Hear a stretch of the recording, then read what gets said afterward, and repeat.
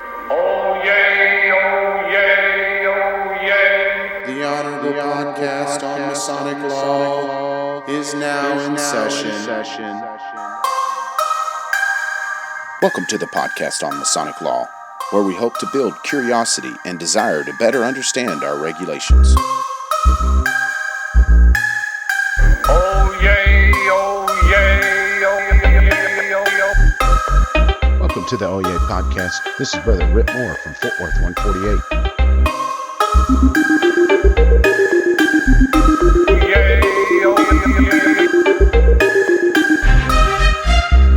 It's going to be a good year, brothers.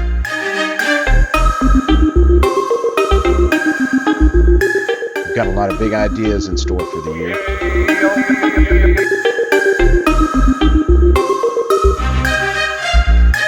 Welcome to the future, brothers. It's 2020.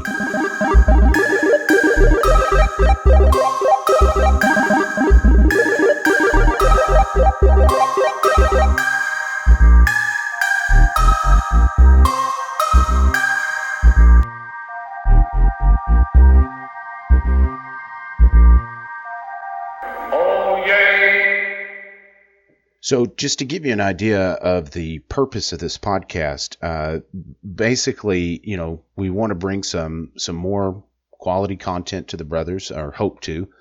But for this podcast itself, I wanted to just kind of put something to the side concerning Masonic law because, we discuss it on our other show every once in a while, but there's not a whole lot to discuss about Masonic law because we're not authorities on it. We're just brothers that have read the law and, done what research we have. But in the end, there's committees and things like that make actual interpretations.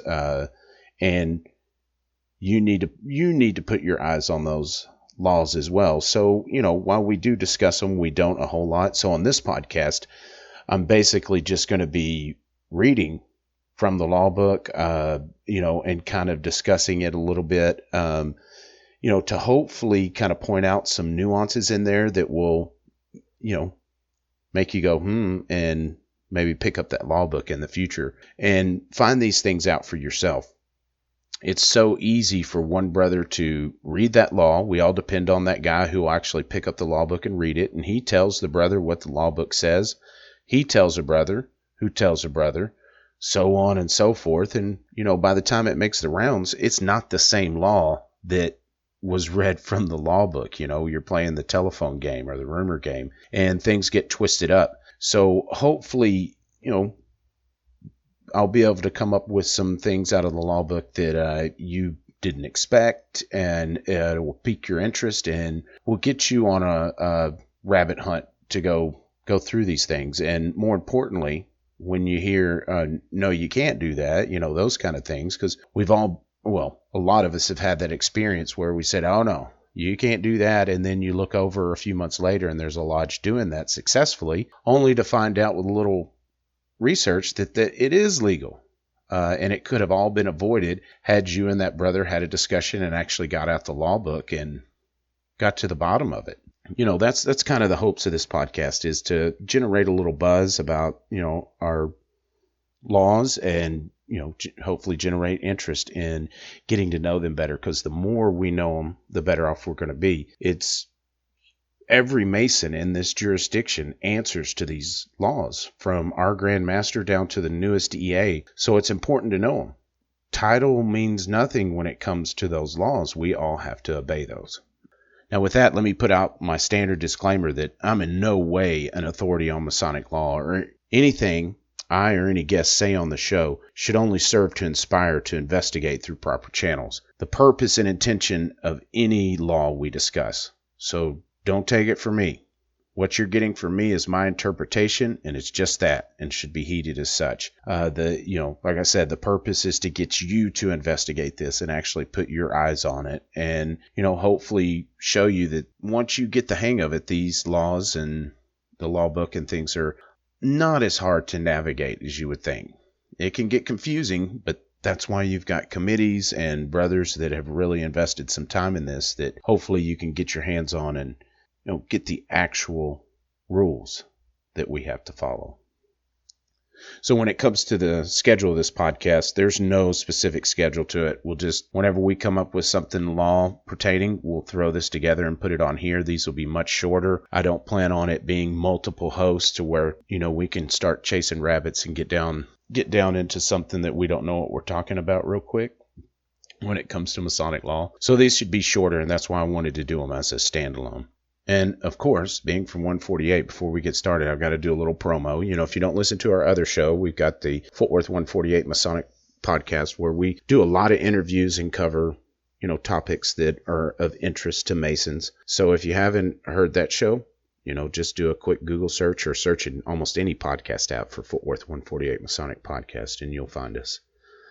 We've got Texas Masonicon 2020 coming up on July 25th. Saturday, and tickets are going to go on sale for that the weekend of Grand Lodge. Thursday, Friday, Saturday, and I believe it goes off Sunday. We have the Grand Lodge special where tickets are $45. So make sure you get on the ball and grab you one of those.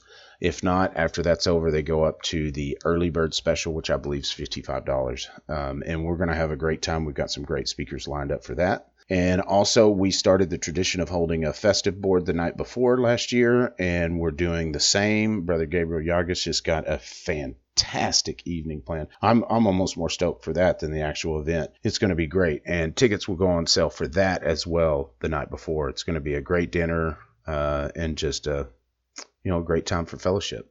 So let's get into the episode content real quick. What I want to discuss today are Grandmaster's decisions. Before we get into that, I just wanted to go kind of down a list of things that I use to help me investigate laws and get to the bottom of whether we can or can't do something or the proper procedure or something like that. First thing you can add to your list is well-informed brethren. It's a good start, but don't ever stop there. Because like I said, he may be brother number 20 down that telephone line and he's got something wrong. Typically, they'll get you close to the right part of the law book. If they don't have article numbers or anything like that, at least you'll have some verbiage to go look in the index, or if you're smart and get the PDF, you can do a keyword search. Contact your DDGM. That's what they're there for. Now, they're not an encyclopedia on the law book, but typically they have a good idea of how to navigate it and where to point you in the right directions. And if they don't have the answer, they should help you get to the bottom of it, because they have the list and all the names and committees and stuff through, the pamphlets they're given for the committees to contact them and get to the bottom of it for you, because that's what those guys are there for. May not come overnight because they're volunteering just like you, but, they're there to support you. Proper committees, which I just mentioned, current law book, and they have PDF and hard copies of those usually. You get those from Grand Lodge. A copy of the Grand Master's decisions, and again, they've got PDF and hard copy. I don't know how current they are, but when you go to Grand Lodge, those are given out to us. When you register over there to the right, there's usually boxes of books. And in there's several reports, like the Grand Secretary's report and things like that you should grab a copy of, because in one of them is the Grand Master's decisions, and save those until current and print it up. The copy I have last got was up to 2009, so the additional ones, I've saved from Grand Lodge. Have a copy of your lodge bylaws and rules and regulations, because remember, rules and regulations are just as binding as the bylaws. Something I like to look at are old law books, because you can get an idea of how laws transpired over time and kind of what inspired others to come into place. Another good tool to get the background on a lot of laws are Grand Lodge proceedings, because typically you can see the date they're ratified or updated, and you can go back to proceedings and see if you can, get any backstory on those for clarification. The Masonic Education Committee started doing Briscoe workshops again, which they go over, a lot of scenarios that happen in lodges and the laws that pertain to those. Those are great places to have good discussions on what you can and can't do, because they do a great job of identifying unique situations and also very common situations that happen in lodge. So, you kind of have an idea, but more times than not, I go to those Briscoe workshops and I learn something that's like, man, how has that been hiding in the law book all this time? And it inspires me to pick that thing up a little bit more than I normally do, as tough as it may be. If you haven't ever been, the Grand Lodge, the officer leadership trainings that they hold, the Masonic Education Committee, it's another great place to go and kind of learn how to navigate that law book. One of the biggest assets that I have are several mentors that, I know and trust that have looked over that law book from stem to stern, and they're as close to authority as you can get. And those guys will get you on the right trail. You can get to the bottom of it to where if you're questioning about something you may be doing that folks might think is not permissible, you've got article numbers to quote them. And that typically, will suffice for them. If not, you can pull that law book out and show them. Something else is to ensure it's read in your lodge, because again, although sometimes it may drone on just a bit, you don't want anything too long, but there are going to be those occasional nights where that junior warden reads the law book, and it's going to, everybody's going to kind of look up and be like, oh my gosh, that's in the law book. Those kind of moments are important for that, junior warden to seek out those laws that pertain to their, typical culture in their lodge, if they can find them, but are unique, that the lodge may not have known about. And also, don't be scared to look into other jurisdictions' law. That's always been an interesting thing. One of the best examples is us compared to like Pennsylvania. I believe it's Pennsylvania, that their laws strictly spell out what they can do. So if it's not in Pennsylvania law, they can't do it. And our laws are the exact opposite. It specifies what we can't do.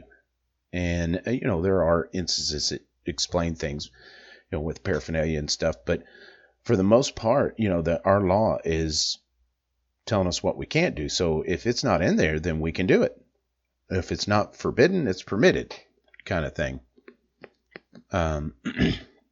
But that's a whole different can of worms, because you better know how to interpret that thing properly before you start saying that it's permitted. So what I want to do is go over just a couple of Grand Master's decisions that, just to kind of give you an idea what they're all about and what they pertain, or, what they cover and things like that. So I've always been very vocal about these, because I was far into my Masonic journey before I learned about them. And, by the time I did, I was already a student of Grand Lodge law. And it was like, what do you mean Grand Master's decisions? What are those? And how are those binding? And after I learned the whole process and everything, just like, well, I got to get my hands on those. So it was like, how did I not know about these before? Because I was deep into my Masonic journey. So I'm very vocal about them. From my standpoint and what I've learned, the Grand Master's decisions, they interpret and the attempt to clarify are less than straightforward laws. Some of them are very clear and concise, but some aren't.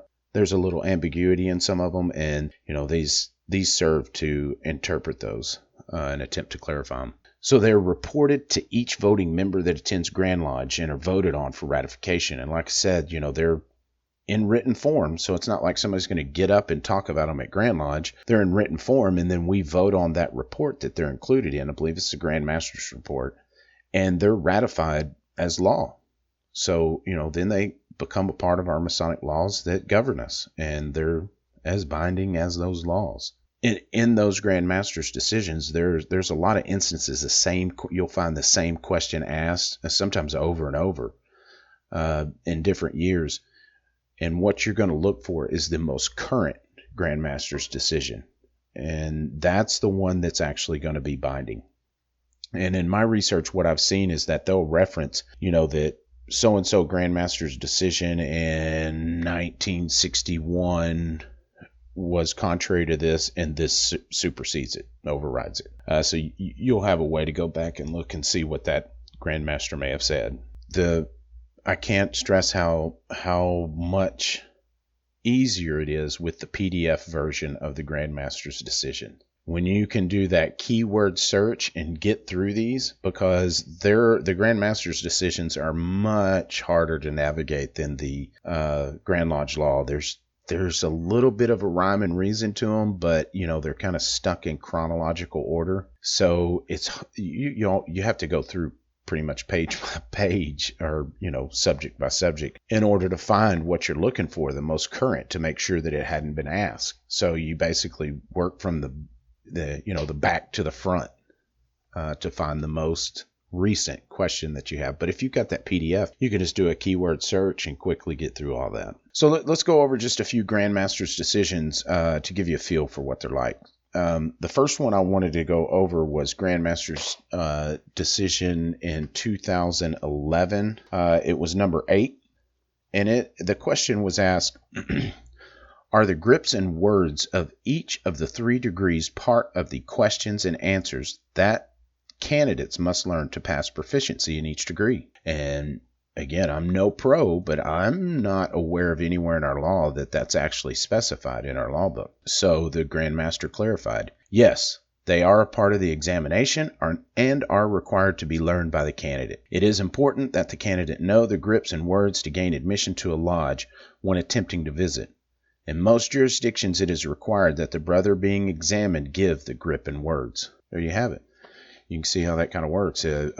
Something that's, to my knowledge, not in our Grand Lodge Law. And, it does specify that they have to be asked every question and answer every question. And that just further specifies that a part of those questions and answers are the grips and word. The next Grand Master's decision that I want to go over is the Grand Master was asked, should a district deputy Grand Master be examined if he cannot be vouched for? And the answer is, the right to visit and inspect lodges belongs to no one but the Grand Master and his representatives. Whenever the Grand Master or his representatives, which are DDGMs usually, shall visit a lodge, it shall be made known to the master of the lodge that the Grand Master or his representative is in waiting, so that he may make the necessary preparations for receiving him with the honors and consideration due to his exalted station. When either the Grand Master or the District Deputy Grand Master visits the lodge, it is supposed that previous notice will have been given the lodge, that he will be expected and will, of course, be clothed in the proper regalia of his office. In such instances, it is not necessary that he or they be examined or avouched for, nor should any brother presume to do so. So there you have it. That's a big, long way of saying no, they shouldn't be examined. But of course, that procedure has to be followed. If the DDGM shows up unannounced and it's not by previous appointment kind of thing, there is a case for it. But, if he's wearing his regalia, I would refrain from that. The next Grand Master's decision I want to cover pertains to holy books. So the question was, may holy books other than the Holy Bible be placed upon the holy altar? And the answer was, not unless the lodge is open for the purpose of conferral of candidate degrees. Only the Holy Bible is authorized upon the altar, Article 223 and Article 397. When utilizing another chosen book of faith during the conferral of a degree, the provisions of Article 397 and any applicable rules of the Committee on Work must be strictly complied with, to the extent that Grand Master's Decision 1984 number 2 and Grand Master's Decision 1998, Grand Master's Decision 1992 number 8, herein indexed under Article 223, are in conflict herewith, such are overruled. Grand Master's Decision 2006 number 2. So this same question was asked in 1984 and 1992, and they were in conflict with the Grand Master's answer in 2006. So the 2006 Grand Master's decision overrides all previous ones. So his answer basically says that other holy books can be used during the conferral of the degree, and they reference Article 223, which basically lists the paraphernalia that's required for a lodge to open, which one of them is the Holy Bible that's placed upon the altar. And then also reference Article 397. That article is concerning religious belief. And what it says is that a firm belief in the existence of God, the immortality of the soul, and the divine authenticity of the Holy Scriptures is indispensably necessary before a candidate can be initiated. But this Grand Lodge does not presume to prescribe any canonical books or what part thereof are inspired.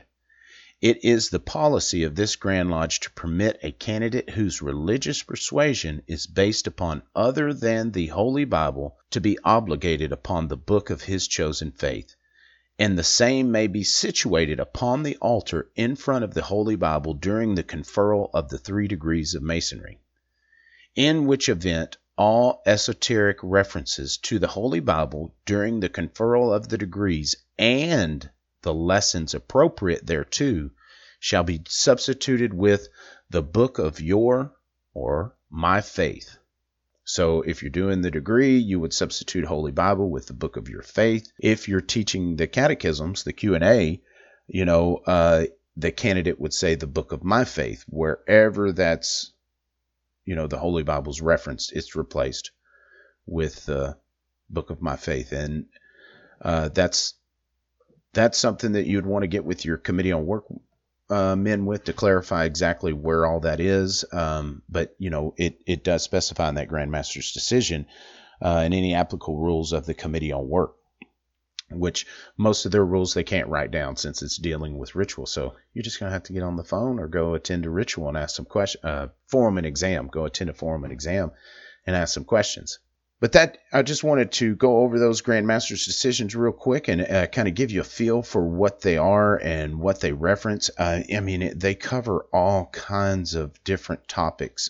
You'd be surprised what you would find in these things. So Grand Lodge is coming up. Run downstairs, down there in the basement where they sell all the merchandise. If you walk down that big long hall with all the pictures of the lodges, there's an office there in the back that they sell all the, law books and other good stuff. They've got books. They've got all kinds of things, caps and stickers. And, so go down there and grab you a Grand Master's decision and a little bit of merchandise from them as well. So I hope you enjoyed the show.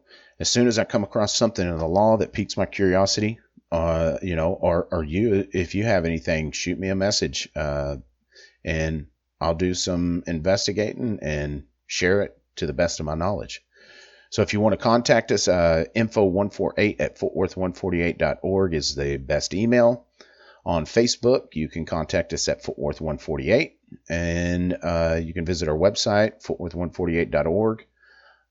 You can also learn more about Texas Masonicon 2020 at texasmasonicon.com. I enjoyed the talk, brothers. This is Rip Moore signing off. Oh yay, oh yay, oh yay.